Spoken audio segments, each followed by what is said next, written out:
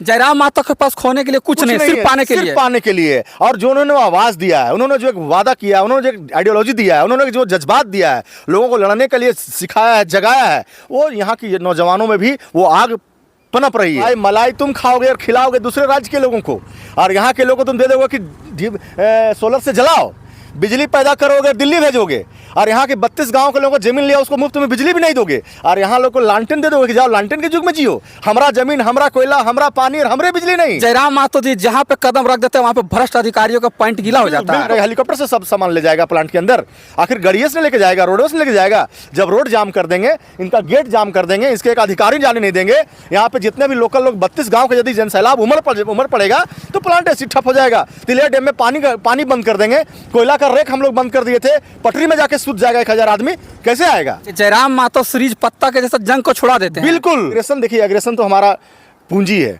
Aggression हमारा रुतबा है, एग्रेशन हमारा कहिए तो एग्रेशन के बदौलत ही हम चलते हैं, क्योंकि इसलिए चलते हैं कि अधिकारियों में इतना जंक लगा हुआ है, तो जंक को छुड़ाने के लिए हम लोग पास एग्रेशन जो है ना, उस सीरीज पत्ता है, उस सीरीज पत्ता का एग्रेशन काम करता है अधिकारियों को, भ्रष्ट अधिकारियों को जंग छुड़ाने के लिए।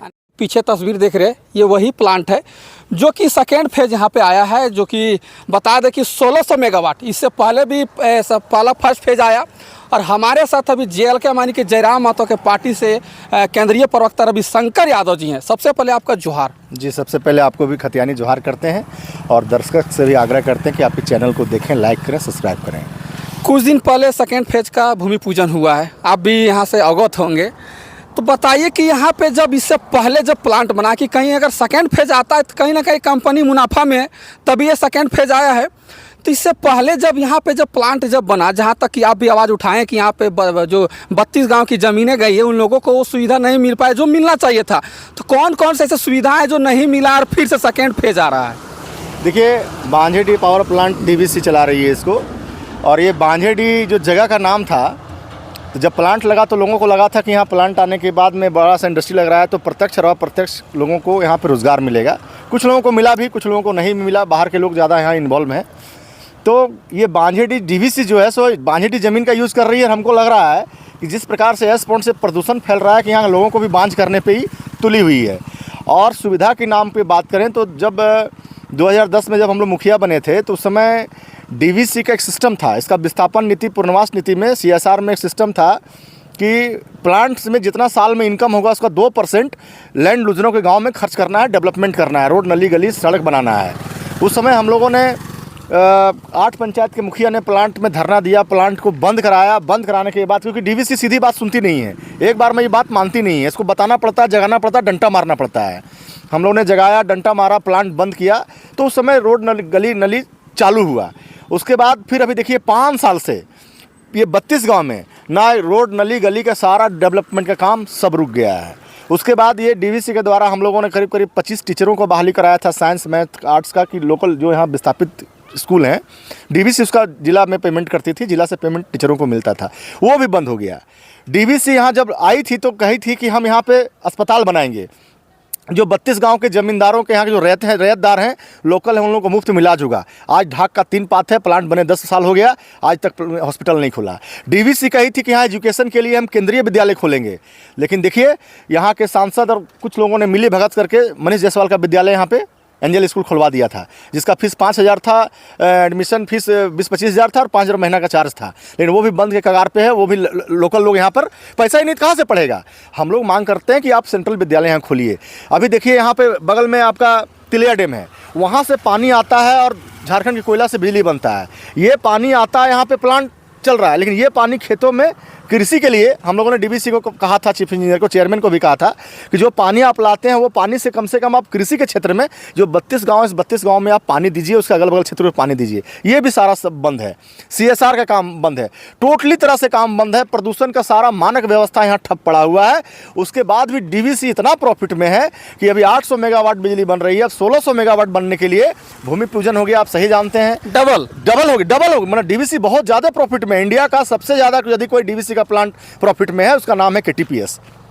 और यहाँ पर केवल विकास के मामले में DVC प्रबंधन यहाँ के लोगों को झुंझुना हाथ में दे दिया है, करना कुछ नहीं है। अभी लगभग 30 से 35 मेंटेनेंस कंपनियां यहाँ काम कर रही है, लगभग 4000 लोग यहाँ पे काम कर रहे हैं। आप जाके आरटीआई मांगे या चीफ इंजीनियर से जाके आप सवाल करिए, 4000 लोग में 500 लोग यहाँ आपको लोकल लोग मिलेंगे जो मेंटेनेंस कंपनियों में काम कर रहे हैं, 3500 लोग दूसरे राज्य के लोग काम कर रहे हैं। ज़मीन हमारा, कोयला हमारा, पानी हमारा, प्रदूषण हम खा रहे हैं, लेकिन यहाँ के लोगों को ये रोजगार नहीं दे रही है। ये तमाम मुद्दे को लेकर के डीवीसी के प्रति यहाँ के रहतेदारों को अविश्वास का माहौल है।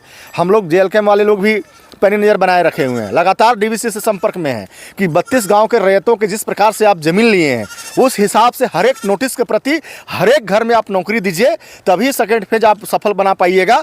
नहीं तो हम लोग सारे रैयतों को एक जन अदालत लगाने जा रहे हैं, और जन अदालत लगाने के बाद जो निर्णय होगा, निर्णय आने के बाद जिस प्रकार से 2013-14 में और प्लांट को हम लोग ठप कराए थे, फिर हम लोग प्लांट को बंद करेंगे। हम लोग विकास का विरोधी नहीं है, लेकिन यदि डीवीसी यहाँ के लोकल लोगों को बात नहीं मानती है तो डीवीसी के नुकसान होगा, तो डीवीसी के प्रबंधन ही खुद जिम्मेवार होगा।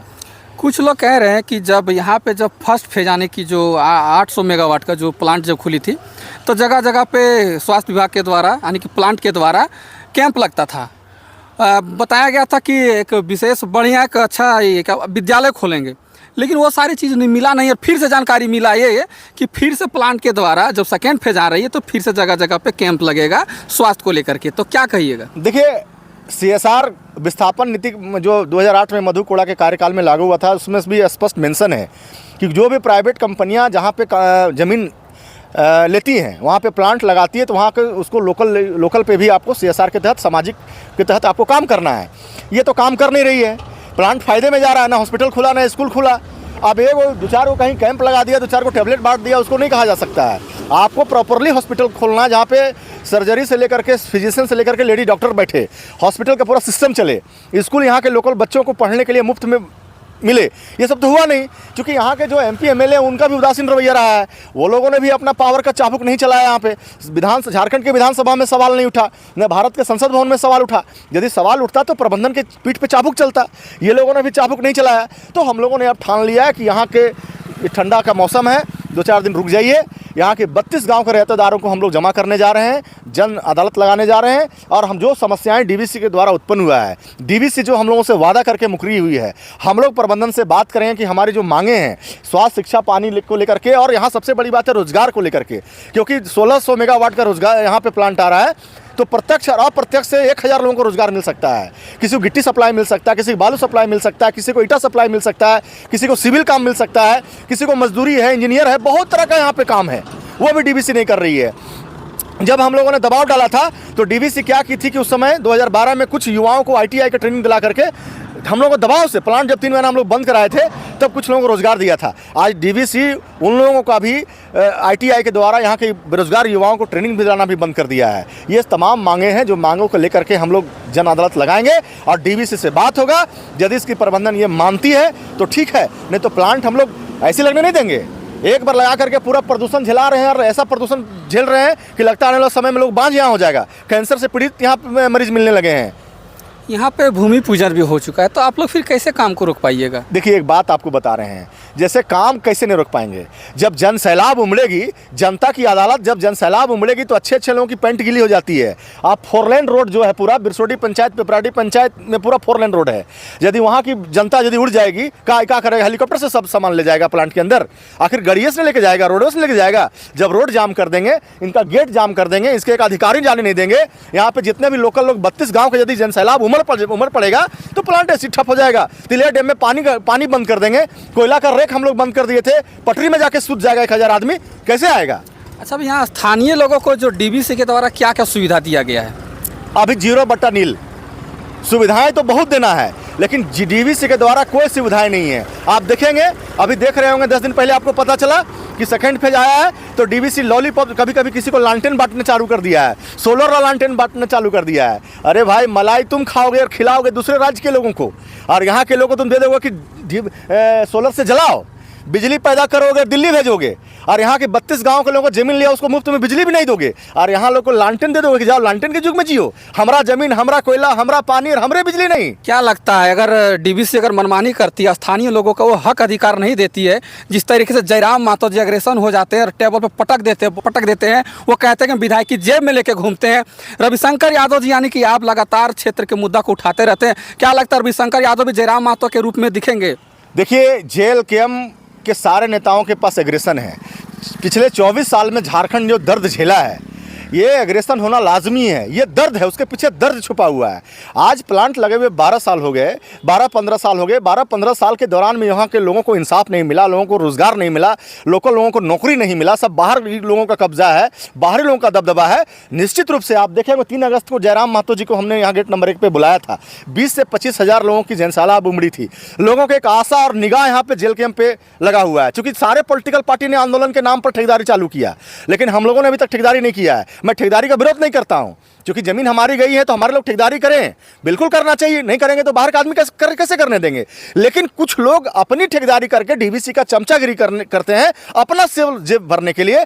हम लोग चाहते हैं कि 32 गांव में जाकर कमेटी बना करके एक टोली युवा का 10 का 5 का एक समूह बना करके लोगों को रोजगार दें, और हम लोग जन से लाभ उतारेंगे। यहाँ पे 3 अगस्त को बुलाया, टाइगर जयराम मातो डीवीसी का चेयरमैन का पेंट गिला हो गया, फोन पर फोन कि पूरा डीवीसी का हमारा जाम हो गया गेट। आने की जयराम मातो जी जहाँ पे कदम रख देते हैं वहाँ पे भ्रष्ट अधिकारियों का पॉइंट गीला हो जाता है। बिल्कुल बिल्कुल। देखिए, उस आदमी के पास में खोने का कुछ नहीं है, सिर्फ पाने का है। जयराम मातो के पास खोने के लिए कुछ नहीं, सिर्फ पाने के लिए। और जो उन्होंने आवाज दिया है, उन्होंने जो एक वादा किया है, उन्होंने जो एक आइडियोलॉजी दिया है, उन्होंने जो जज्बात दिया है, लोगों को लड़ने के लिए सिखाया है, जगाया है, वो यहाँ की नौजवानों में भी वो आग पनप रही है। और निश्चित रूप से जब हम लोग जन अदालत लगाएंगे और हम लोगों की बातें नहीं मानेगी, जब हम लोग यहाँ पे घेराव करेंगे, बंद करेंगे, तो अपने केंद्रीय अध्यक्ष को निश्चित रूप से बुलाएंगे। जयराम मातो जी आएंगे, बिल्कुल आएंगे। जब 3 अगस्त को उनकी जनसैलाब को आपने देखा है, आपने अपने मीडिया में कवर किया है। आने वाला समय में यदि हमारे रैयतों के साथ शोषण बंद नहीं हुआ, हम लोगों को आदमियों को, हम रैयतों को रोजगार नहीं मिला, यहाँ पर सुविधाएं नहीं मिलेगी, जो एक्ट है,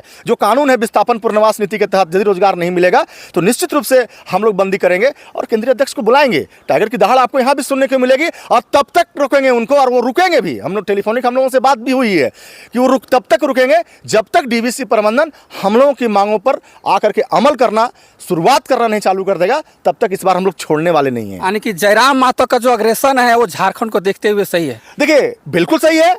और अभी झारखंड में जेल कैम ऐसी पार्टी है, अभी देखिए पूरे राज्य में जहां एनटीसी है, एनटीपीसी है, डीवीसी है, सीसीएल, बीसीसीएल है, जहां जहां प्राइवेट सेक्टर की कंपनियां हैं, जहां पर लैंड लूजरों को साथ में अन्याय हो रहा है, आप देखेंगे कि जेल कैम के हमारे नेता, कार्यकर्ता, पदाधिकारी विस्थापितों के साथ, शोषितों के साथ आवाज़ उठाने के लिए मुखर होकर के लड़ रहे हैं। और जहाँ जहाँ जरूरत पड़ती है हमारे टाइगर का, वहाँ जाते हैं, उनकी लड़ाई लड़ते हैं, और लड़ना भी चाहिए। और एग्रेशन, देखिए, एग्रेशन तो हमारा पूंजी है, एग्रेशन हमारा रुतबा है, एग्रेशन हमारा कहिए तो एग्रेशन के बदौलत ही हम चलते हैं। क्योंकि इसलिए चलते हैं कि अधिकारियों में इतना जंक लगा हुआ है, तो जंक को छुड़ाने के लिए हम लोग पास एग्रेशन जो है ना, उस सीरीज पत्ता है, उस सीरीज पत्ता का एग्रेशन काम करता है अधिकारियों को, भ्रष्ट अधिकारियों को जंग छुड़ाने के लिए। यानी कि जयराम मातो सीरीज पत्ता के जैसा जंग को छुड़ा देते हैं। बिल्कुल। और उनके सारे हम लोग नेता हैं, हम लोग सारे जो उनके कार्यकर्ता हैं उस एग्रेशन पे चल रहे हैं, और बिल्कुल चलना भी चाहिए, क्योंकि शांति से कोई सुनता नहीं है। ये अधिकारी डोंडा सांप हो गया है, और बहरा सांप पर डोंडा सांप को जब तक एक लब्धा नहीं दीजिएगा ना, एक डंटा नहीं दीजिएगा,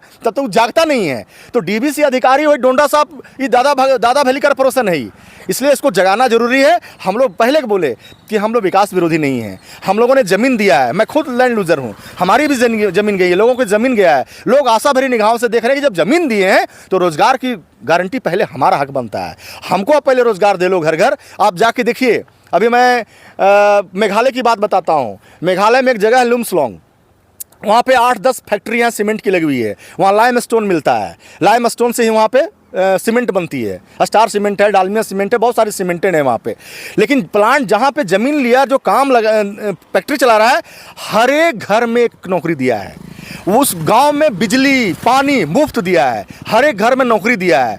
बताइए, मुआवजा अलग से। लेकिन यहाँ डीवीसी पावर प्लांट लगी है, 800 मेगावाट में 15 साल में पैसा कमा करके इतना बड़ा जमीन एक्वायर की, 1200 एकड़ जमीन एक्वायर की है, 1600 मेगावाट फिर होने जा रहा है और यहाँ के नौजवान रोजगार के लिए भटक रहे हैं। इसलिए हम आपके चैनल के माध्यम से इस क्षेत्र के नौजवानों से भी आग्रह करना चाहते हैं कि आइए हम लोग के साथ एकजुट होइए और मिल करके लड़िए। इस लड़ाई को लड़ना होगा, बिना लड़े हुए डीवीसी नहीं देगी और अपने अधिकार को हम लोग लेने का काम करिए। यानी कि प्लांट पूरा 1200 एकड़ एरिया में फैला हुआ है और ज़मीनें जो गई हुई है, प्लांट इतना ज़मीन ले लिया है कि यहाँ पर अभी 800 चल रहा है, 1600, उसके बाद भी 1600 मेगावाट और भी प्लांट बनेगा तो चलेगा। इतना ज़मीन ये करीब 500 साल के लिए एक्वायर करके रखी हुई है। ज़मीनें की यहाँ कमी नहीं है। इसलिए हम यहाँ के नौजवानों से भी कहना चाहते हैं, रैयतों से भी आह्वान करना चाहते हैं कि आइए, हम लोग सोशल मीडिया के माध्यम से जब मीटिंग करेंगे तो आपको आह्वान करेंगे, आइए मिल बैठ करके अपने अधिकारों को, अपने संघर्ष के रास्ते पे चलिए और डीवीसी प्रबंधन को झुकना पड़ेगा और यहाँ के लोगों को अधिकार देना पड़ेगा। तो बता दें कि जयराम महतो जी का ज़बरदस्त एंट्री होने वाला है झारखंड के कोडरमा जिला यानी KTPA डीवीसी पावर प्लांट के यहाँ, क्योंकि जयराम महतो जी लगातार CCL मुद्दा को लेकर के उठा रहे हैं और JLKM के प्रवक्ता रविशंकर यादव जी हैं। तो बहुत जल्द इस भूमि पे जयराम महतो जी का एंट्री देखने को मिलेगा। तो इस पर आप अपना विचार दीजिएगा। ये मेरा प्रयास कैसा लगा जरूर बताइएगा। मैं सदानंद यादव, जय भारत, जोहार झारखंड।